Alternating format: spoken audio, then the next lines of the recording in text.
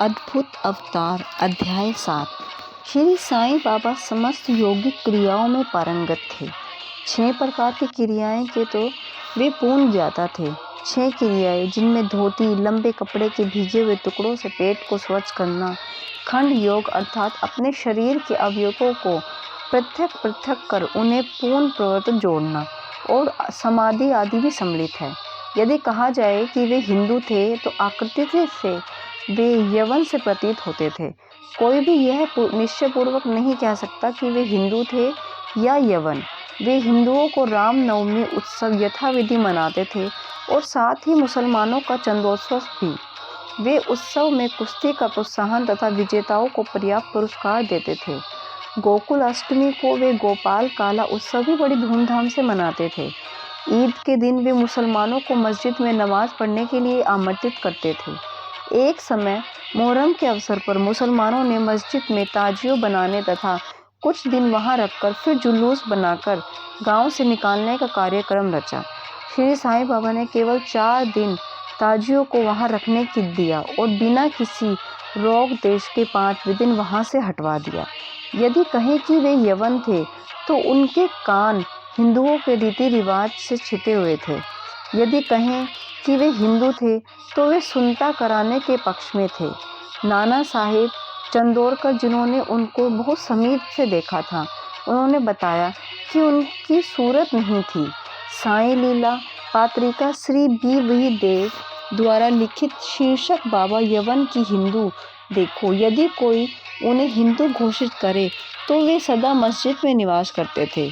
यदि कोई यवन कहे तो वे सदा वहां धूनी प्रज्वलित करते थे तथा अन्य कर्म जो इस्लाम धर्म के विरुद्ध है, जैसे चक्की पीसना, संग तथा गठानंद होम आदि करना, अन्न दान और अर्घ्य द्वारा पूजन आदि सदैव वहां चलते रहते थे। यदि कोई कहे कि वे यवन थे तो कुलीन ब्राह्मण और अग्निहोत्री भी अपने नियमों का उल्लंघन कर सदा उनको साष्टांग नमस्कार किया करते थे।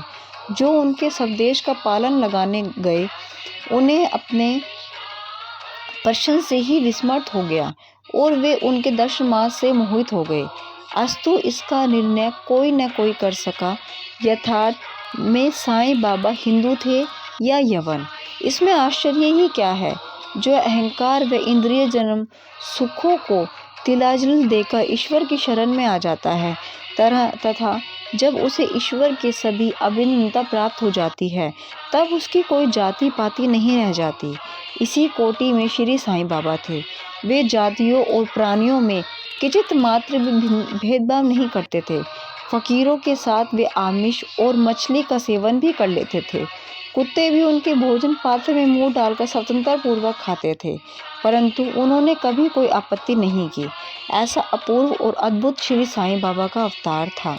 गत जन्मों के शुभ संस्कारों के परिणाम स्वरूप मुझे भी उनके श्री चरणों के समीप बैठने और उनका सत्संग लाभ उठाने का सौभाग्य प्राप्त हुआ। मुझे जिस आनंद व सुख का अनुभव हुआ उसका वर्णन मैं किस प्रकार कर सकता हूँ। यथार्थ में बाबा का अखंड सच्चिदानंद थे। उनकी महानता और अद्वितीयता का बयान कौन कर सकता है। जिसने उनके श्री चरण कमलों की शरण ली उसे साक्षात्कार की प्राप्ति हुई। वो अनेक सन्यासी, साधक और मुमुक्षुजन भी श्री साईं बाबा के पास आया करते थे। बाबा भी सदैव उनके साथ चलते फिरते, उठते बैठते और उनसे वार्तालाप कर उनका चितरंजन किया करते थे। अल्लाह मालिक सदैव उनके होठों पर था। वे कभी भी विवाद और मतभेद में नहीं पड़ते थे, सदा शांत और स्थिर रहते थे। परंतु कभी कभी तो वे क्रोधित हो जाया करते थे कि वे सदैव ही वेदांत की शिक्षा दिया करते थे। कोई भी अंत तक न जान सका कि साईं बाबा समस्त वास्तव में कौन थे। अमीर और गरीब दोनों उनके लिए समान थे। वे लोगों के गुना व्यवहार को पूर्णतः जानते थे और जब वे रहस्य प्रकट करते थे तो सब विस्मित हो जाते थे। स्वयं ज्ञानात्मक होकर भी वे सदैव अज्ञानता का प्रदर्शन किया करते थे। उन्हें आदर सत्कार से सदैव अरुचि थी। इसी प्रकार का साईं बाबा का वैशिष्ट्य थे तो वे शरीरधारी परंतु कर्मों से उनकी ईश्वरीयता स्पष्ट झलकती थी। शिरडी के सकल नर नारी उन्हें परब्रह्मा भी मानते थे। बाबा की प्रकृति। मैं मूर्ख जो हूँ श्री साईं बाबा की अद्भुत लीलाओं का वर्णन नहीं कर सकता। शिरडी के प्राय समस्त मंदिरों का उन्होंने जीर्णोद्धार किया। श्री तात्या पाटिल के द्वारा शनि, गणपति, शंकर पार्वती, ग्राम्य देवता और हनुमान जी आदि के मंदिर ठीक करवाए। उनका दान भी विलक्षण था।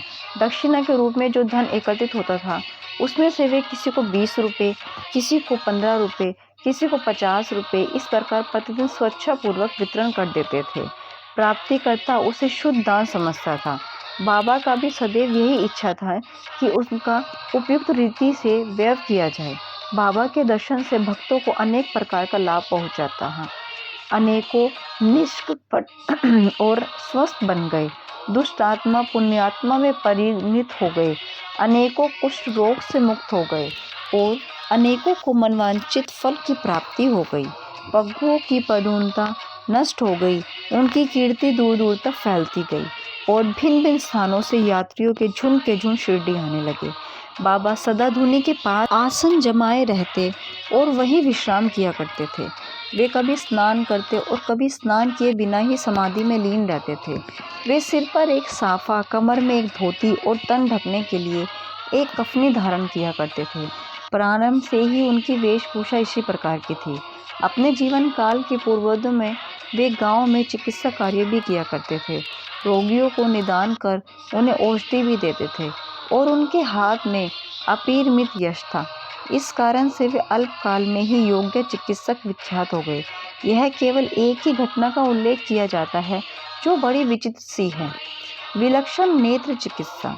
एक भक्त की आंखें बहुत लाल हो गई थी, उसमें सूजन भी आ गई थी। शिरडी सरी के छोटे ग्राम में डॉक्टर कहाँ, तब भक्तगण ने रोगी को बाबा के समक्ष उपस्थित किया। इस प्रकार की पीड़ा में डॉक्टर प्राय लेप, मरहम, अंजन, गाय का दूध तथा कपूर युक्त औषधियों को प्रयोग में लाते थे, पर बाबा की औषधि तो स्वतः ही भिन्न थी। उन्होंने बिलवा पीसकर उसकी 2 गोलियां बनाई और रोगी के नेत्रों में एक एक गोली चिपकाकर कपड़े की पट्टी से आंख बांध दी। दूसरे दिन पट्टी हटाकर नेत्रों के ऊपर जल के छींटे छोड़े तो सूजन कम हो गई और नेत्र प्राय निरोग हो गए। नेत्र शरीर का एक अति सुकोमल अंग है, परंतु बाबा की औषधि से कोई हानि नहीं पहुंची, बल्कि नेत्रों की व्याधि दूर हो गई। इस प्रकार अनेक रोगी निरोग हो गए। यह घटना तो केवल उदाहरण स्वरूप ही यहाँ दिया गया है। बाबा की योगिक क्रियाएं। बाबा को समस्त योगिक क्रियाएं प्रयोग ज्ञात थी। उनमें से केवल 2 का उल्लेख किया जाता है। धोती क्रिया। प्रति तीसरे दिन बाबा मस्जिद से पर्याप्त दूरी पर एक वट वृक्ष के नीचे किया करते थे। एक अवसर पर लोगों ने देखा कि उन्होंने अपनी आंतों को उदर से बाहर निकालकर उन्हें चारों ओर से स्वच्छ किया और समीप के वृक्ष पर सूखने के लिए रख दिया।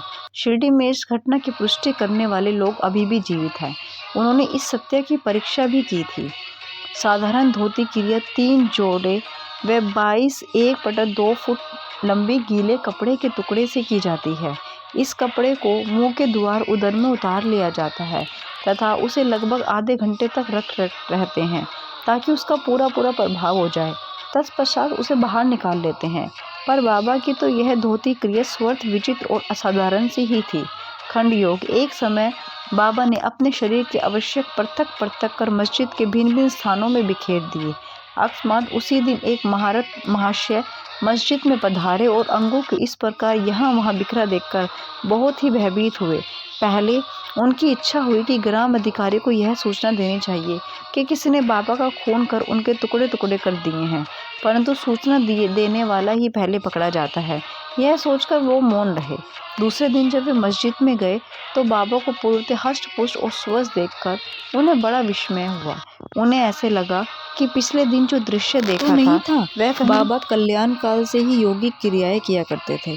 उन्हें जो अवस्था प्राप्त हो चुकी थी उसका सत्य ज्ञान किसी को भी नहीं था। चिकित्सा के नाम से उन्होंने कभी किसी से एक पैसा भी नहीं लिया। अपने उत्तम लोकप्रिय गुणों के कारण उनकी कीर्ति दूर दूर तक फैल गई। उन्होंने अनेक निर्धन योगियों को स्वास्थ्य प्रदान किया। इस प्रकार डॉक्टरों के डॉक्टर, मसीहा के मसीहा ने कभी अपने स्वार्थ की चिंता न कर अनेक विघ्नों का सामना किया तथा स्वयं असहनीय वेदना और कष्ट सहन कर सदैव दूसरों की भलाई की और उन्हें विपत्तियों में सहायता पहुंचाई। वे सदैव पर कल्याणार्थ चिंतित रहते थे। ऐसी ही एक घटना है जो उनकी स्वव्यापकता तथा महान दयालुता की द्योतक है। बाबा की सर्वव्यापकता और दयालुता। दिवाली के शुभ अवसर पर धूनी के समीप बैठे हुए अग्नि ताप रहे थे तथा साथ ही धूनी में लकड़ी डालते जा रहे थे। धूनी प्रचंडता से प्रज्वलित हो उठी। कुछ समय पश्चात उन्होंने लकड़ियां डालने के बदले अपना हाथ धूनी में डाल दिया। हाथ बुरी तरह से झुलस गया। नौकर माधव और माधवराज देशपांडे ने बाबा को धूनी में हाथ डालते देखकर तुरंत दौड़कर उन्हें बलपूर्वक पीछे खींच लिया। माधवराव ने बाबा से कहा, देव, आपने ऐसा क्यों किया? बाबा सावधान होकर कहने लगे, यहाँ से कुछ दूरी पर एक लुहारिन जब भट्टी धोक रही थी, उसी समय उसके पति ने उसे बुलाया। कमर पर बैठे हुए शिशु का ध्यान छोड़ वह शीघ्रता से वहां दौड़कर गई। अभाग्यवश शिशु फिसलकर भट्टी में गिर पड़ा। मैंने तुरंत भट्टी में हाथ डालकर शिशु के प्राण बचा लिए। मुझे अपने हाथ जल जाने का कोई दुख नहीं, परंतु मुझे संतोष है कि एक मासूम शिशु के प्राण बच गए। कुष्ठ रोगी की सेवा। माधवराव देशपांडे के द्वारा बाबा का हाथ जल जाने का समाचार पाकर श्री नाना साहेब चांदोरकर बम्बई के सुप्रसिद्ध डॉक्टर श्री परमानंद के साथ दवाइयाँ, लेप, मरहम तथा पट्टियों आदि साथ लेकर शीघ्रता से शिरडी आए। उन्होंने बाबा से डॉक्टर परमानंद की हाथ की जांच करने और जले हुए स्थान पे दवा लगाने की अनुमति मांगी। यह प्रार्थना अस्वीकृत हो गई। हाथ जल जाने के पश्चात एक कुष्ठ रोग पीड़ित भक्त पट्टी बांधते थे। शिंदे उनका कार्य हाथ पर सदैव प्रतिदिन जले हुए हाथ पर घी मलना और उसके ऊपर एक पत्ता रखकर पट्टियों से उसे पुनः पूर्वतः कसकर बांध देना, घाव शीघ्र भर जाए। इसके लिए नाना साहेब चंदोरकर ने पट्टी छोड़ने तथा डॉक्टर परमानंद से जांच व चिकित्सा कराने का बाबा से बार बार अनुरोध किया। डॉक्टर परमानंद ने भी अनेकों बार प्रार्थना की, परंतु बाबा ने यह कहते हुए टाल दिया कि केवल अल्लाह ही मेरा डॉक्टर है। उन्होंने हाथ का परीक्षण करवाया, अस्वीकार कर दिया। डॉक्टर परमानंद की दवाइयाँ शिरडी के वायुमंडल में न खुल सकी और न उसका उपयोग हो सका। फिर भी डॉक्टर साहब का परम भाग्य था कि उन्हें बाबा के दर्शन का लाभ हुआ। भागोजी की दवा लगाने की अनुमति मिल गई। कुछ दिन के पश्चात जब घाव भर गया तब सब भक्त सुखी हो गए, परंतु प्रतिदिन प्रातःकाल घृत से हाथ की मालिश और पुनः कसकर पट्टी बांधना श्री साईं बाबा की समाधि पर्यतन यह कर्म इसी प्रकार चलता रहा। श्री साईं बाबा सदृश पूर्ण सिद्ध को यथार्थ में इस चिकित्सा की भी कोई आवश्यकता नहीं थी, परंतु भक्तों के प्रेमवश उन्होंने भागोजी को यह सेवा निर्विघ्न स्वीकार की। जब बाबा लैंडी को जाते हो तो भागोजी छाता लेकर उनके साथ ही जाते थे। प्रतिदिन प्रातःकाल जब बाबा धूनी के पास आसन पर विराजते तब भागोजी वहां पहले से ही उपस्थित रहकर अपना कार्य प्रारंभ कर देते थे। भागोजी ने पिछले जन्म में अनेक पाप कर्म किए थे, इस प्रकार वे कुष्ठ रोग से पीड़ित थे। उनकी उंगलियां गल चुकी थी और शरीर पीप आदि से भरा हुआ था, जिससे दुर्गंध भी आती थी। यद्यपि ब्रह्मा दृष्टि से भी दुर्भोगी प्रतीत होते थे, परंतु बाबा का प्रधान सेवक होने के नाते यथार्थ में वे ही अधिक भाग्यशाली तथा सुखी थे। उन्हें बाबा के सदिंदे का लाभ प्राप्त हुआ। बालक खापेटे का प्लेग। अब मैं बाबा की एक दूसरी अद्भुत लीला का वर्णन करूंगा। श्रीमती खापर्डे अपने छोटे पुत्र के साथ कई दिनों से शिरडी में थी। पुत्र तीव्र ज्वर से पीड़ित था। उसके पश्चात उसे प्लेग की गिल्टी भी निकल आई। श्रीमती खापर्डे भयभीत हो बहुत घबराने लगी और अमरावती लौट जाने का विचार करने लगी। संध्या समय जब बाबा वायु सेवन के लिए वाड़े के पास जा रहे थे तब उन्होंने उनसे लौटने की अनुमति मांगी तथा कंपित स्वर में कहने लगी कि मेरे प्रिय पुत्र प्लेग से ग्रस्त हो गया है, अतः अब मैं घर लौटना चाहती हूँ। प्रेम पूर्वक उनका समाधान करते हुए बाबा ने कहा, आकाश में बहुत बादल छाए हुए हैं, उनके हटते ही आकाश पूर्वतीय स्वच्छ हो जाएगा। ऐसे कहते हुए उन्होंने कमर तक अपनी कफनी ऊपर उठाई और वहां उपस्थित सभी लोगों को अंडों के बराबर 4 गिल्टियां दिखाकर कहा, देखो मुझे अपने भक्तों के लिए कितना कष्ट उठाना पड़ता है, उनके कष्ट मेरे हैं। यह विचित्र और असाधारण लीला देखकर लोगों को विश्वास हो गया कि संतों को अपने भक्तों के लिए किस प्रकार का कष्ट सहन करने पड़ते हैं। संतों का हृदय मोम से भी नरम तथा मक्खन जैसा कोमल होता है। वे अकारण ही भक्तों से प्रेम करते और उन्हें अपना निजी संबंधी समझते हैं। पंढरपुर गमन और निवास।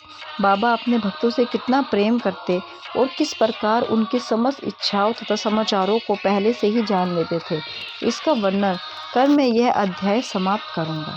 नाना साहिब चंडोरकर बाबा के परम भक्त थे।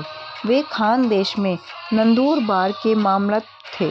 उनका पंढरपुर को तबादला हो गया और श्री साईं बाबा की भक्ति उन्हें फलदायी हो गई, क्योंकि उन्हें पंढरपुर जो भैवकुंड पृथ्वी का स्वर्ग सदृश ही समझा जाता है, उसमें रहने का अवसर प्राप्त हो गया। नाना साहिब को शीघ्र ही कार्यभार संभालना था, इसलिए वे किसी को पूर्व पत्र या सूचना दिए बिना ही शीघ्रता से शिरडी को रवाना हो गए। वे अपने पंढरपुर में अचानक ही पहुंचकर अपने विठोबा को नमस्कार कर फिर आगे प्रस्थान करना चाहते थे। नाना साहिब के आगे की किसी को भी सूचना न थी, परंतु बाबा तो सुरज्ञ थे। जैसे ही नाना साहिब नीम गांव पहुंचे तो शिरडी से कुछ ही दूरी पर है। बाबा महालसपति अप्पा सिंडे और काशीराम से वार्तालाप कर रहे थे। उसी समय मस्जिद में सतर्कता छा गई और बाबा ने अचानक ही कहा, चलो चारों मिलकर भोजन करें, पंढरपुर के द्वार खुले हुए हैं। यह भजन प्रेम पूर्वक गाएं। बाबा गाते जाते और भक्तगण उसे दोहराते जाते। उस समय में नाना साहिब ने वहां सकुटुम्ब पहुंचकर बाबा को प्रणाम किया। उन्होंने बाबा से पंढरपुर पधारने तथा वहां निवास करने की प्रार्थना की। पाठ को अब इस प्रार्थना की आवश्यकता ही कहाँ थी। भक्तगण ने नाना साहब को बताया कि बाबा पंढरपुर वास के भाव में पहले से ही थे। यह सुनकर नाना साहिब द्रवित हो श्री चरणों में गिर पड़े और बाबा की आज्ञा तथा अस्वीकार प्राप्त कर वे पंढरपुर को रवाना हो गए। बाबा की कथाएं अनंत